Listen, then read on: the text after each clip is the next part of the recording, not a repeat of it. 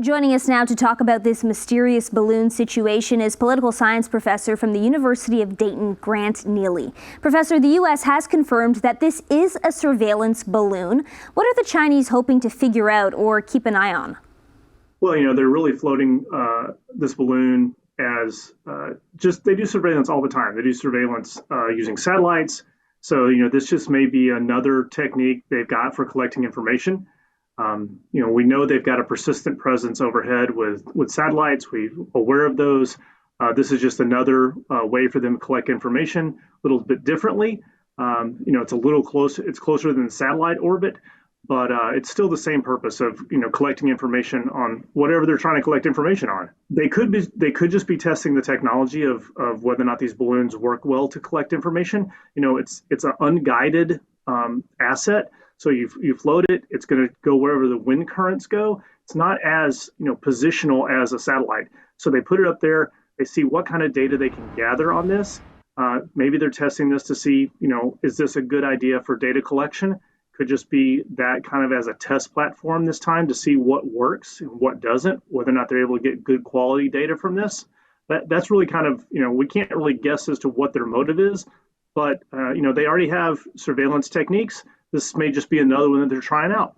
The U.S. could shoot this balloon down as it is flying over the states illegally. By not doing this, what kind of message do you think this sends?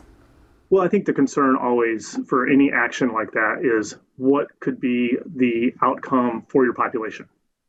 And I think that's the concern that has been raised by U.S. Department of Defense officials is, if we were to do this, one, it could cause harm to somebody. We can't control the descent of something when you shoot it down. Further, it would complicate relationships with China. If the Chinese say, this is innocuous, it's innocent, doesn't really mean anything, it doesn't pose any threat, but the U.S. was to shoot it down, that's a statement. It might complicate the relationships we have between the two countries. So I think, everyone's kind of like, we recognize this is something a little out of the ordinary, but it's not causing any danger, and to shoot it down would actually cause the possibility of hurting somebody. U.S. Secretary of State Anthony Blinken has postponed his visit to China. How do you think this balloon situation will impact U.S.-China relations? Well, I think it's a clear statement to say, hey, this kind of incursion is something we need to talk about, and we need to coordinate. We know that you have satellites, for example, but this is a change.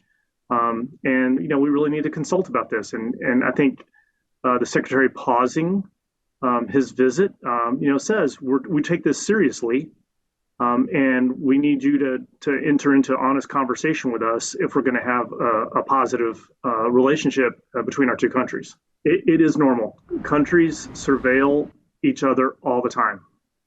If we look at, the U.S. has surveillance operations. Canada, I'm sure, collects intelligence on other countries. China does, Russia does. It's a normal part of your national security operation to gather information on adversaries, sometimes on allies or other countries that you might have some question about what's going on in that country. So there's data collection all the time from an intelligence standpoint. This one just happens to be something that, hey, wow, people can actually see this going on, and that's a little rare for it. Thank you for joining us, Professor Grant Neely. Thank you.